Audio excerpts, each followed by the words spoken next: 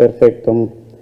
Bueno, continuando con el programa que tenemos del seminario, nos toca la conferencia número 4, el análisis de ciclo de vida como herramienta fundamental para las estrategias de economía circular, a cargo de la ingeniera Bianca Madrid Berañez.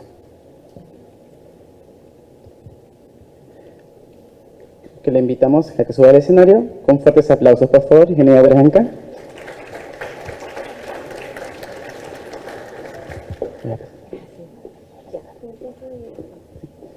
La ingeniera Bianca, gerente general en Bioingenieros, docente de pregrado y posgrado de la Universidad Continental, docente de AENOR, ESAN, docente de posgrado de la Universidad Nacional de Ingeniería y sobre todo Learning Facilitator del Massachusetts Institute of Technology.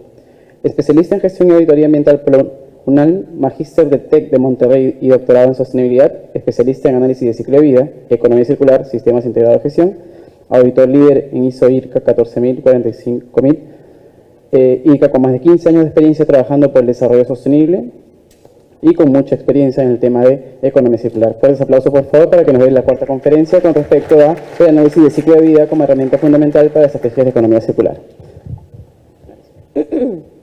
Muchísimas gracias.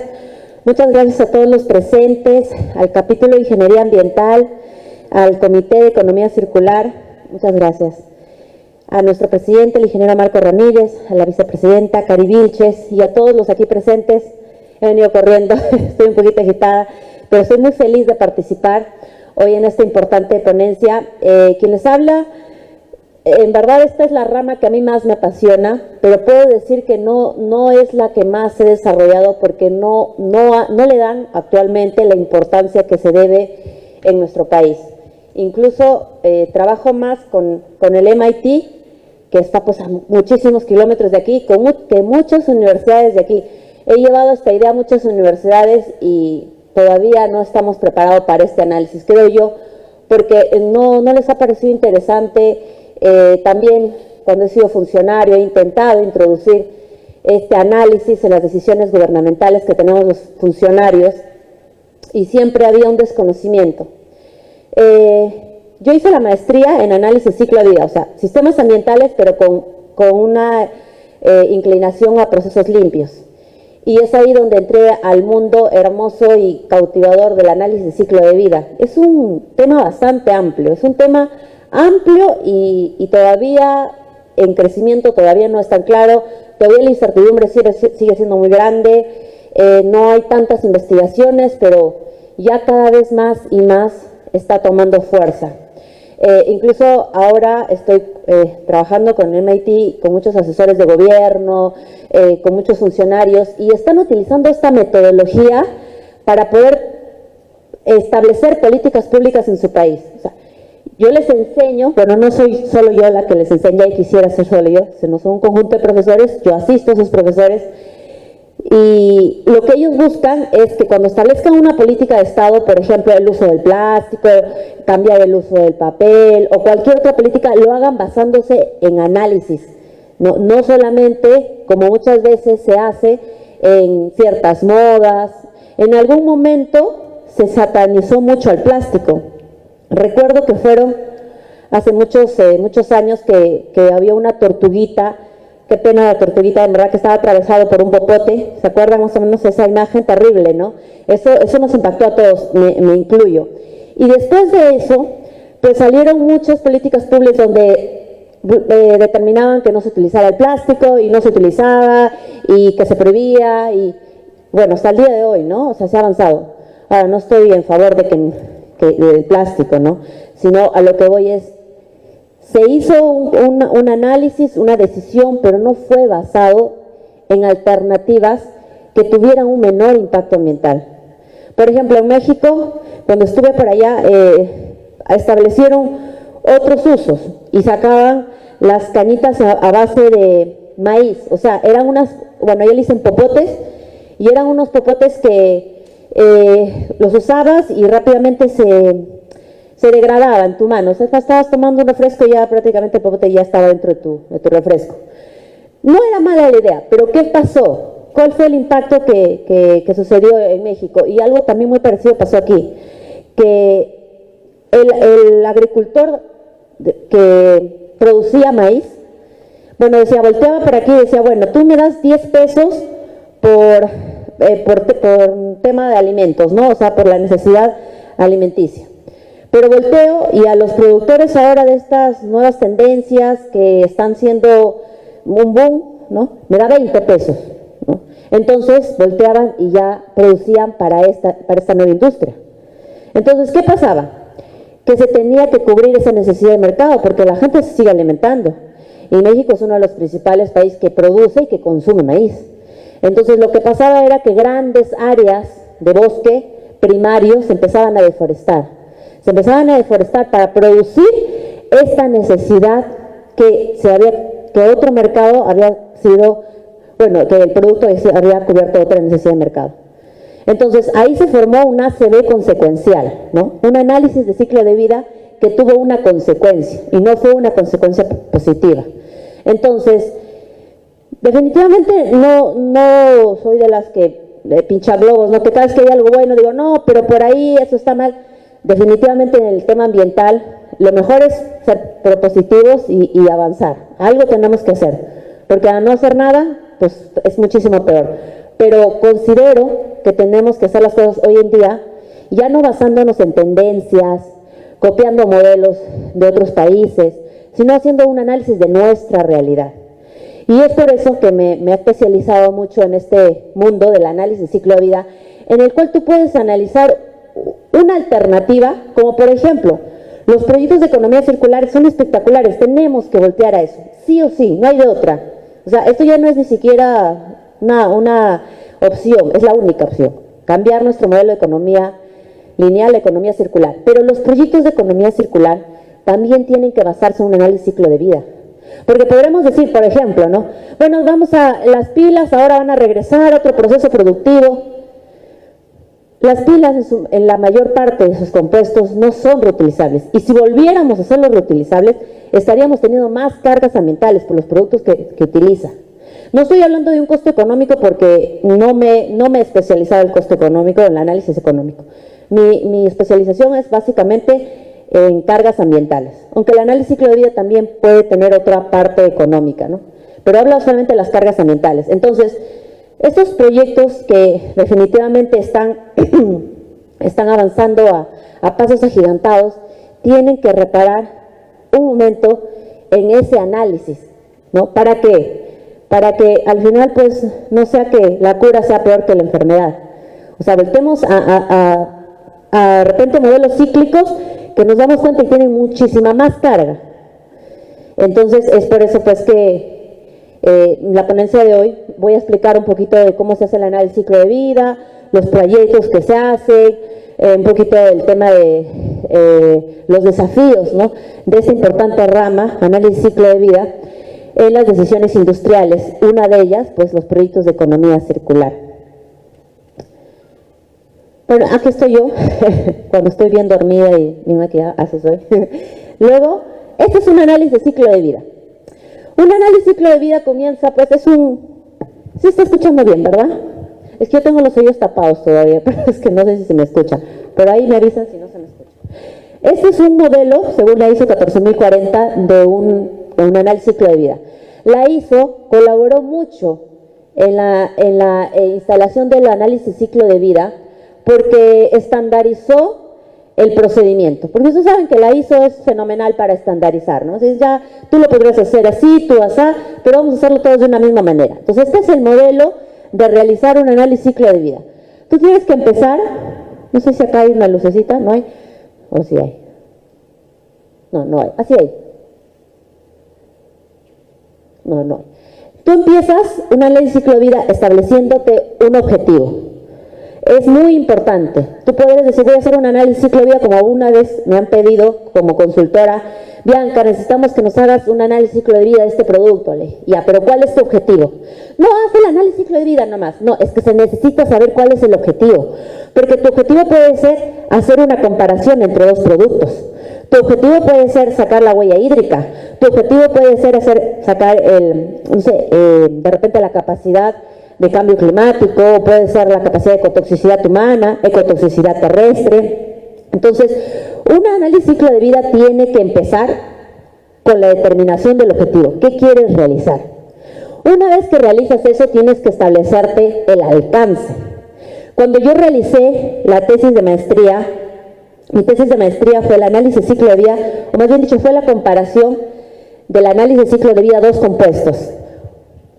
Creo que no se me está escuchando bien. De dos compuestos. Era el ácido acelaico, que la materia prima, bueno, a partir de la materia prima del aceite de oliva, y el ácido acelaico a partir del aceite de ricino. El ácido acelaico a partir del proceso de osonólisis y el aceite de ricino a partir del proceso de peróxido de hidrógeno. Suena lo máximo, no es que en verdad sí fue lo máximo en mi tesis, pero cuando yo realicé mi tesis, yo soy ambiental, tuve que hacer un poco química, y cuando llegué bueno, fue una farmacéutica que me financió la tesis, y llegué y dije, bueno, voy a analizar, cuando ya se tenían los compuestos, voy a analizar 1 kilo de, bueno, no eran 100 gramos de ácido acelaico a partir de aceite de oliva y 100 gramos de ácido acelaico a partir de aceite de ricino. Esa fue mi primera experiencia de equivocación. Entonces dije, pues tengo que analizar lo mismo, ¿no? O sea, para poder saber cuál es más contaminante, tengo que revisar lo mismo. Y no me di cuenta que para fines farmacéuticos no cumplían la misma función. Es decir, el aceite, el ácido acelaico es un compuesto para curar melanoma de la piel. Tú tenías que utilizar para la misma función el doble de ácido acelaico a partir de aceite de ricino. Entonces, ahí entendí, después de muchos error, falla, corrección, que tú en un análisis ciclo de vida tú tienes que basarte en la unidad funcional, no en la medida, sino en el análisis funcional, en el rendimiento funcional. Si tú vas a comparar zapatillas, no te vas a comparar una zapatilla, no, tiene que ser en función al rendimiento de la zapatilla.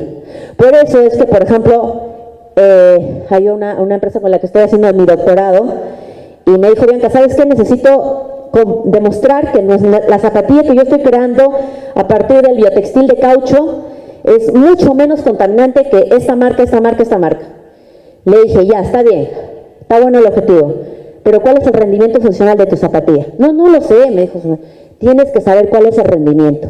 O sea, ¿cuántos kilómetros dura tu zapatilla? A ese nivel, o sea, 20 kilómetros, 40 kilómetros, porque de repente puede decir, sí, es mucho menos contaminante, pero la utilizas 3 kilómetros y ya se desarmó toda.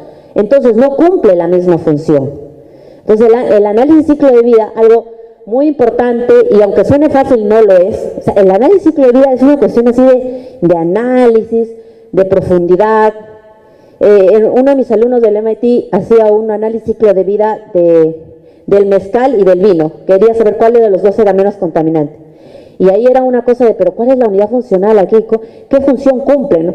Tuvo que sacar una literatura de la OMS, cuántas copas o cuánto alcohol una persona se satisface sin dañar su salud. Una cuestión así. O sea, a ese nivel, y tienes que pensarlo así en todo, ¿eh? Es la unidad funcional. Bueno, eso sigue siendo para mí una de las cosas más importantes, y también definir, muy importante, los límites. Si tú realizas un análisis ciclo de vida nada más te digo de mi saco, o de algo que tengan ustedes, una celular, si tú no le pones límites, es un proceso, un sistema de proceso que tiene un montón de sistemas unitarios y que los podría tener de manera infinita. ¿Por qué? Porque, por ejemplo, para la creación pues, de mis sacos se ha utilizado algodón, se ha utilizado, primero ha habido un proceso agrícola, luego ha habido un proceso industrial, y en el proceso agrícola se ha tenido que tener, por ejemplo, fertilizantes, pesticidas, y esos fertilizantes, pesticidas vienen de un proceso de producción. Y luego la maquinaria pesada que se utiliza para la extracción de algodón también es de otro proceso, y la parte industrial también. Entonces, para hacer un análisis ciclo de vida tienes que poner límites, porque siempre va a haber algo atrás, y las cargas ambientales se van a sumar, y no va a ser lógico. En algún momento, pues, haciendo mi análisis ciclo de vida, yo decía, esto es infinito, no voy a acabar, o sea, siempre va a haber algo que sumar, porque sí, las calculadoras que realizan el análisis ciclo de vida son calculadoras, tal cual. Las bases de datos son como un supermercado de productos donde tú dices esto, pero quien le ingresa los datos es el investigador. O sea, tu análisis ciclo de vida puede ser espectacular, pero cuando en verdad has sabido qué estás haciendo. Porque si no, simplemente utilizas IMAP, OpenLCA, Humberto, GEMIS, un montón. Y vas a introducir datos que no son coherentes y vas a tener resultados que no son coherentes. Entonces es muy importante establecer límites. Y yo, por ejemplo, establecí un límite que yo no introduje bienes de capital. No dije, no bienes de capital porque acá mi análisis ciclo de vida, estoy formando un compuesto farmacéutico, no va a acabar el tractor que se está utilizando o el tráiler que está utilizando en movimiento, el de los fertilizantes. Entonces, decidí no introducir bienes de capital, pero no basta solo con una decisión. Tienes que establecerlo en tu análisis ciclo de vida, tienes que manifestarlo y tienes que ponerlo por escrito en tu investigación. ¿Por qué? Porque así como no vas a introducir bienes de capital, también tienes que decir de dónde va, de la cuna a la tumba, de la puerta a la puerta, y tienes que establecerlo. Porque antes, cuando realizaban análisis ciclo de vida, grandes marcas decían, aquí está mi producto y 0 emisiones o tiene baja categoría de impacto en tal. Pero no decían que ellos estaban midiendo solamente de la puerta a la puerta. Y donde habían los impactos más grandes, ¿dónde era? En la parte extractiva, en la parte industrial, en la parte agrícola. Así que ahora, cuando tú realizas un análisis ciclo de vida, tú lo puedes hacer de la puerta a la puerta, de la cuna a la tumba. Ninguno es mejor que el otro, mientras establezcas, mientras lo manifiestas, mientras lo escribas.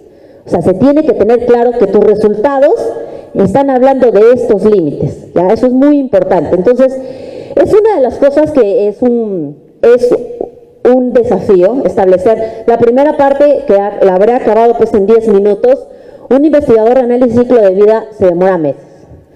Porque no es simplemente bajo tus decisiones. No, bueno, yo he decidido no tomar bienes de capital porque no, pues me canso. No. ¿Por qué? O sea, ¿por qué no es relevante para tu investigación? Por ejemplo, alguien que mide el análisis ciclo de vida de energías renovables, como por ejemplo la energía eólica, tiene que tomar los bienes de capital.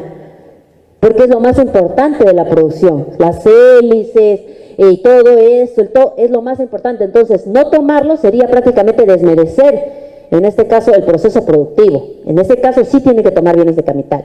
Entonces, luego de ello, de definir bien el alcance, los objetivos, realizas el análisis de inventario. Ahí está la parte donde el investigador se frustra, se equivoca, vuelve a hacerlo, porque es un continuo análisis de masa, donde tú sabes que la masa no se crea ni se destruye, solo se transforma.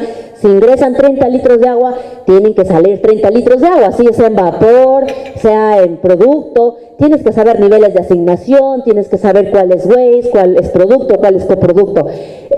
Sí, es un trabajo, pero no es difícil para los que estamos en este mundo de ingeniería, ¿no?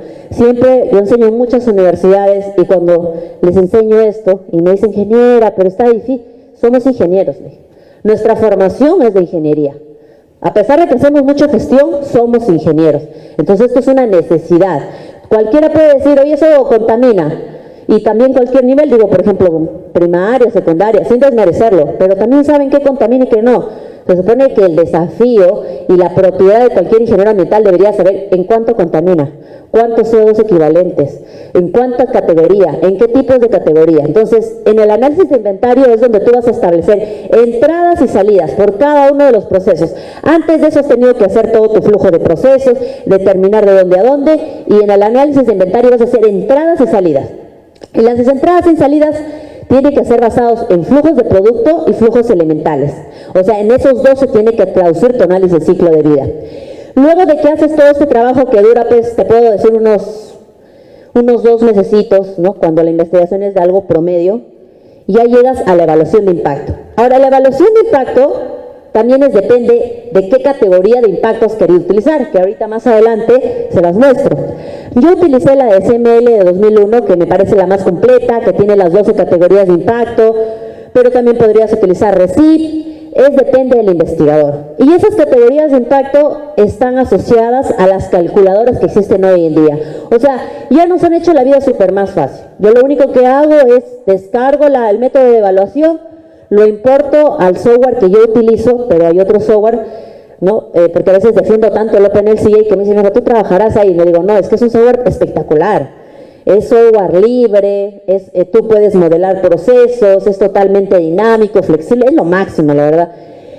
Y ese software es compatible con las metodologías de impacto más innovadoras. Entonces, una vez de que tienes el análisis ciclo de vida, le pasas el software y te evalúa. Y ya tienes sus categorías de impacto. Y realizas la interpretación, ¿no? Entonces, parecerá fácil, pero es toda una ciencia. Bueno, aquí, por ejemplo, distintos temas que ya les estaba explicando. Esta es la de mi tesis. Esta es la tesis de doctorado que espero acabar. Mejoramiento del desempeño ambiental para la protección de biotextil de caucho utilizando el análisis ciclo de vida, ¿no? Y el otro es mi tesis de maestría, como dije, el compuesto ASA, una comparación. También se utiliza el análisis ciclo de vida para analizar las distintas fuentes de energía. Porque si bien es cierto, hoy es una moda pensar de que tenemos que pasar a otra matriz energética. Y está bien.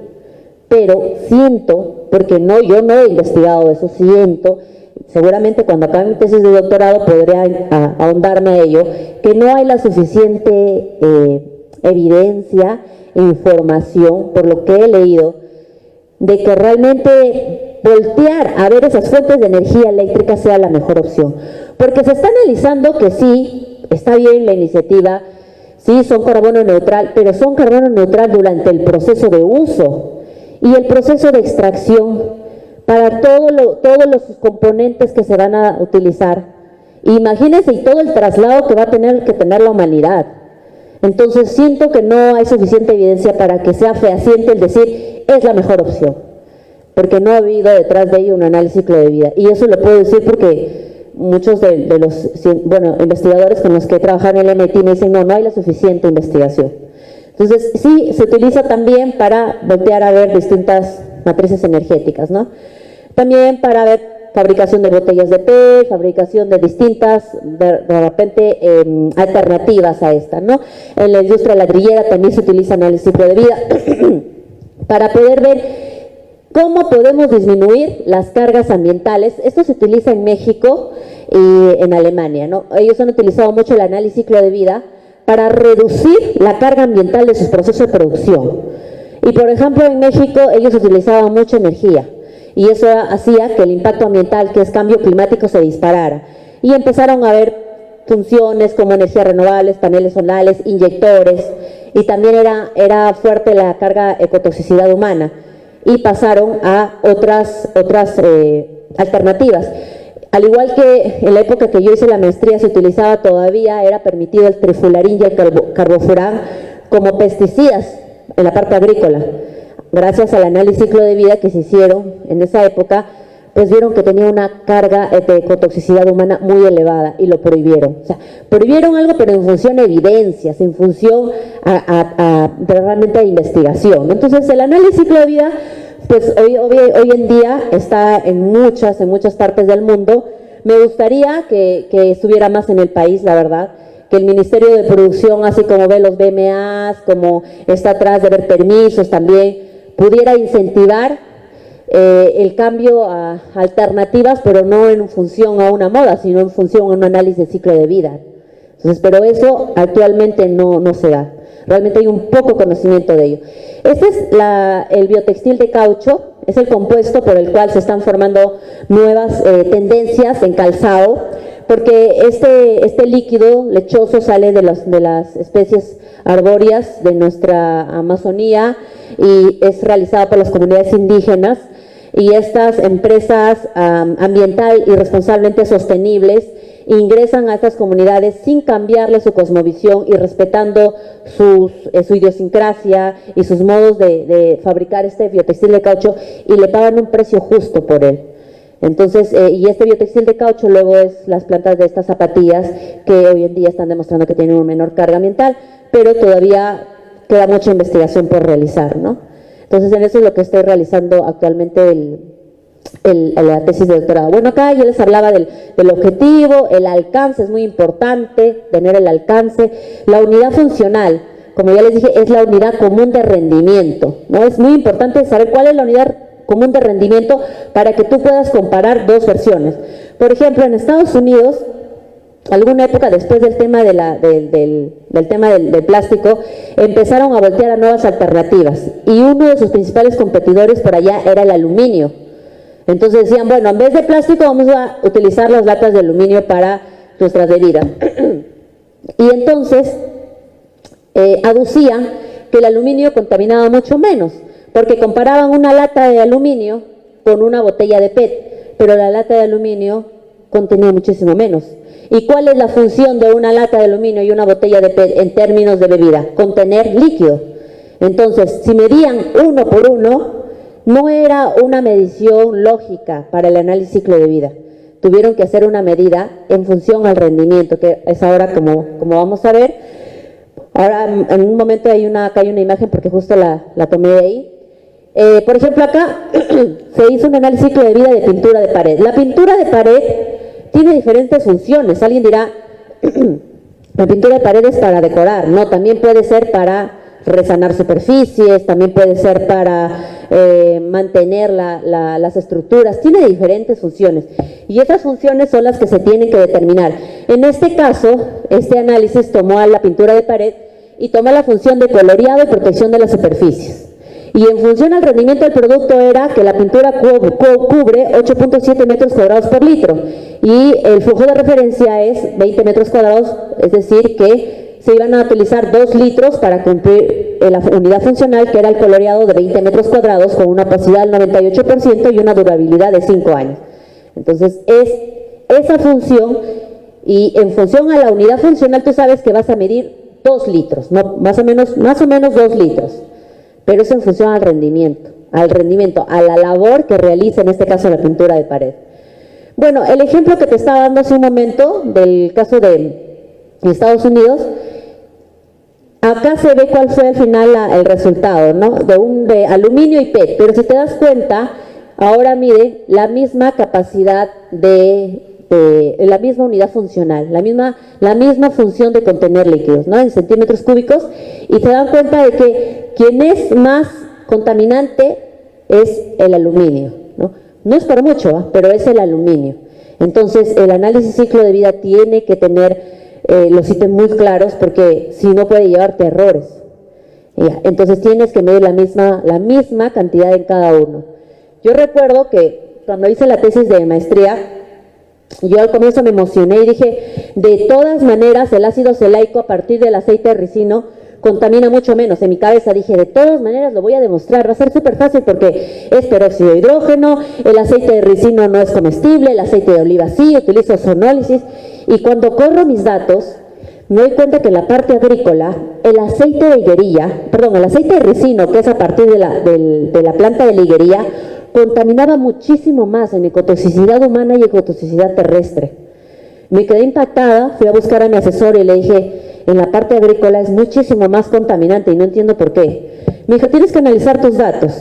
Analicé mis datos y la higuerilla, en este caso este compuesto en la parte agrícola, tiene muchas plagas y utiliza más cantidades de pesticidas y más cantidades de tefularín, carbofurán y todo ello, y por eso disparaba sus cantidades de ecotoxicidad humana y terrestre.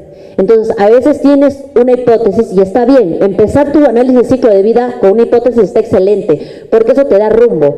Pero no te sorprendas cuando los resultados sean otros. No está mal. Estás tomando en esos análisis que de repente hay cuestiones que no tomaste en cuenta. Entonces, siempre te llevas sorpresas haciendo un análisis de ciclo de vida. Ahí hablaba los límites del sistema, ¿no? Cómo tú puedes hacerlo. Por ejemplo, yo en mi investigación siempre he hecho de la cuna a la tumba. Pero, por ejemplo, tengo amigos civiles que me dicen, mira, yo estoy haciendo del hormigón, estoy haciendo del cemento y yo no lo voy a hacer de la cuna a la tumba, yo lo voy a hacer de la cuna a la puerta. Y en algún momento le dije, pero está mal, pues, porque no estás considerando todo el flujo y es ahí donde nosotros tenemos que dar los datos certeros.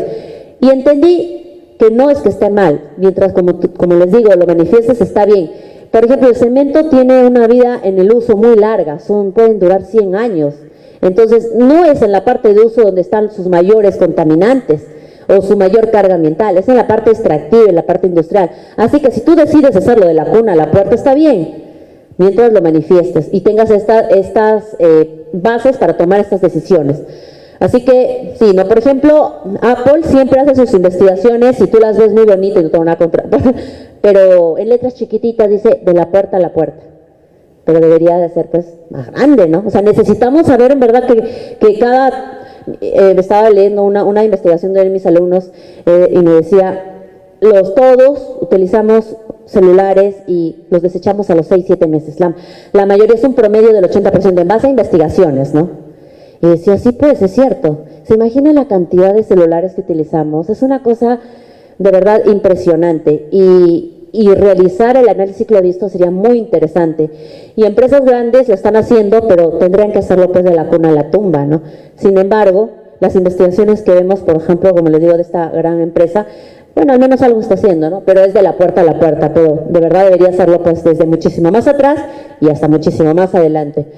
Bueno, pero al final, como les dije, el análisis ciclo de vida puede ser de todos estos límites, no es considerado uno mejor que el otro mientras se establezcan las razones. Por ejemplo, esto es un análisis ciclo de vida del hormigón premezclado, donde se toman en cuenta todas las fases, pero el investigador decidió que no estuviera dentro de las fases el uso, por el tema del tiempo, del uso, y que tampoco estuviera la energía, el agua y los materiales cementosos. Lo decidió así. Mientras se establezca, se determine, se declare, así es la palabra correcta es declarar, está bien. Entonces, bueno, esto es otro ciclo de vida, ¿no? Los límites temporales también.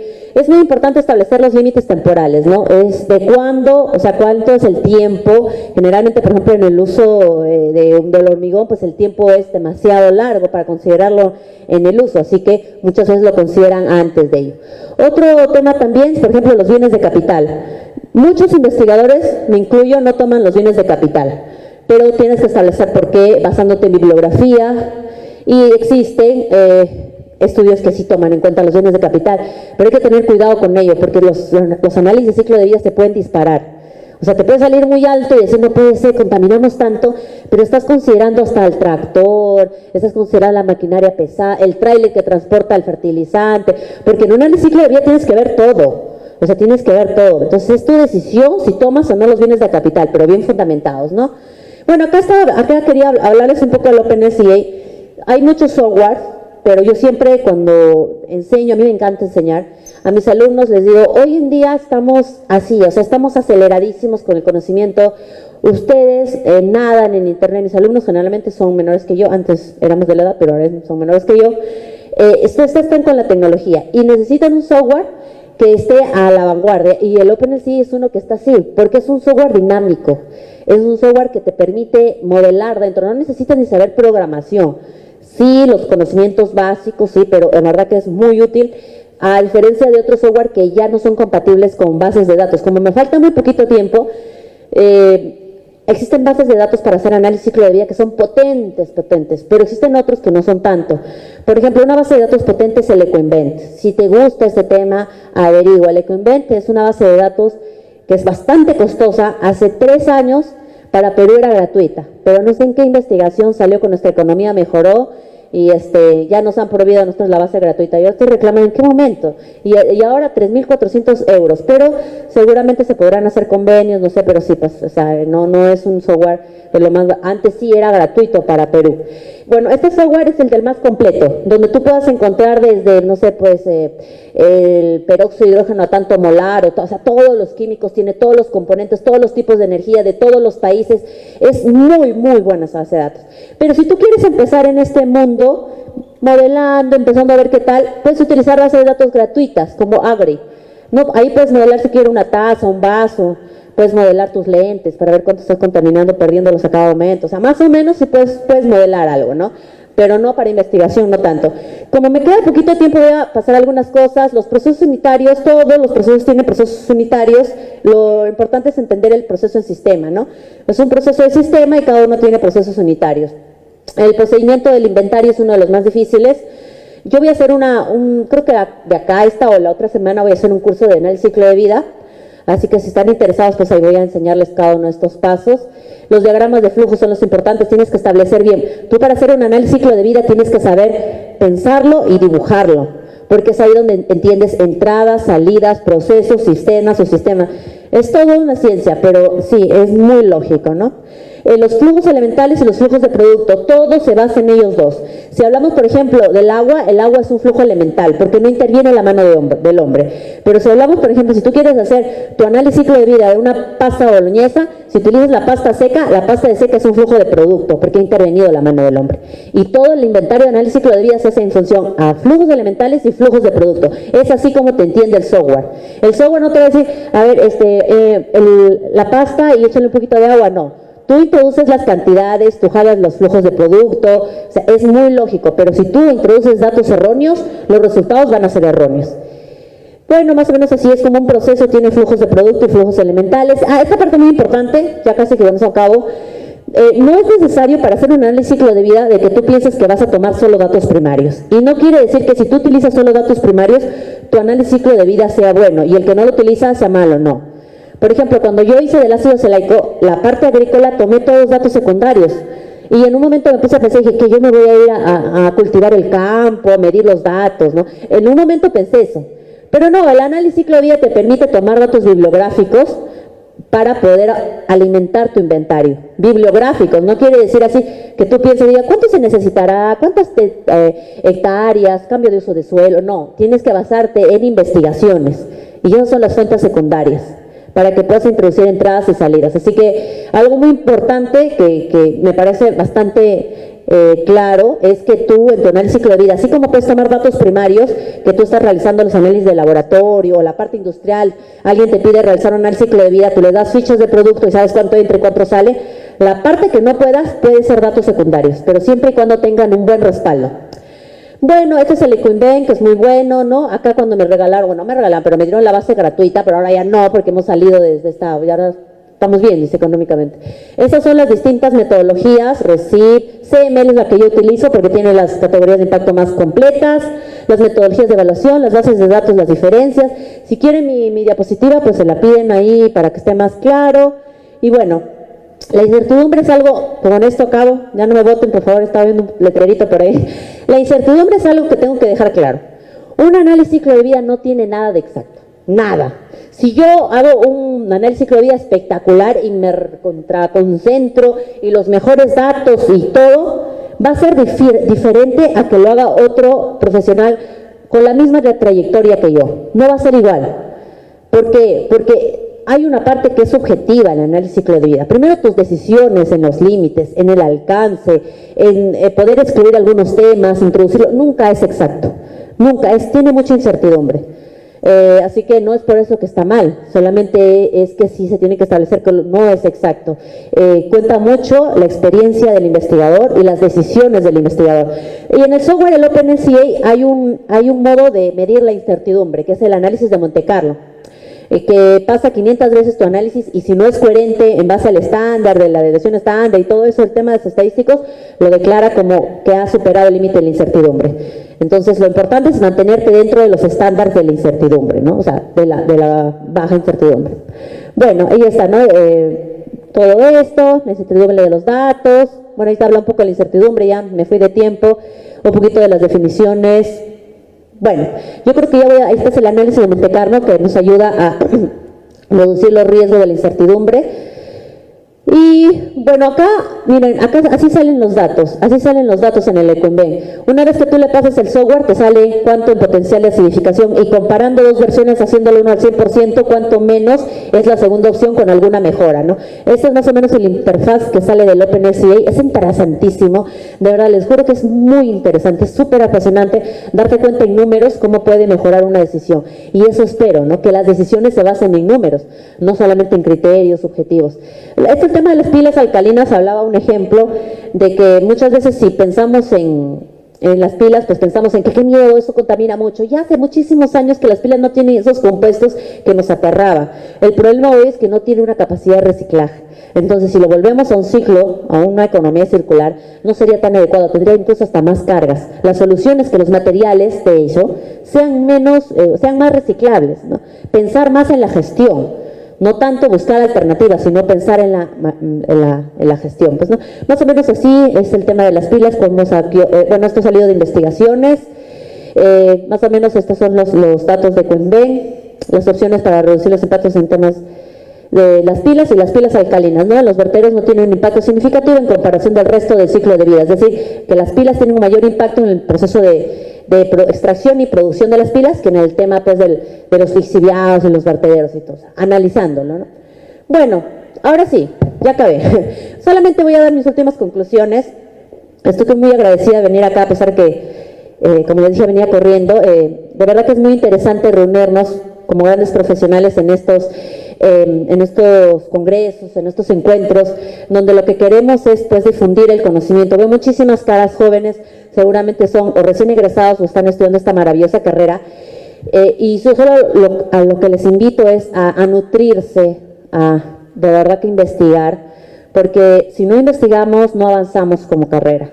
Muchas veces he escuchado y han dicho, hay muchos ingenieros ambientales y son como que los que saben todo pero no saben nada. Son muy generales, y es cierto, muchas veces nuestra carrera es muy general, pero queda en nosotros especializarnos, queda en nosotros seguir una línea y estar a la vanguardia. Hoy en día el conocimiento es poder. Si ahorita no sabes otros idiomas, no estás ya sumergido en la inteligencia artificial, no sabes temas de modelamiento, nos estamos quedando. Y como carrera no nos podemos quedar atrás, porque somos una parte fundamental del soñado y a veces ficticio desarrollo sostenible de nuestro país. Bueno, espero que les haya gustado. Muchísimas gracias.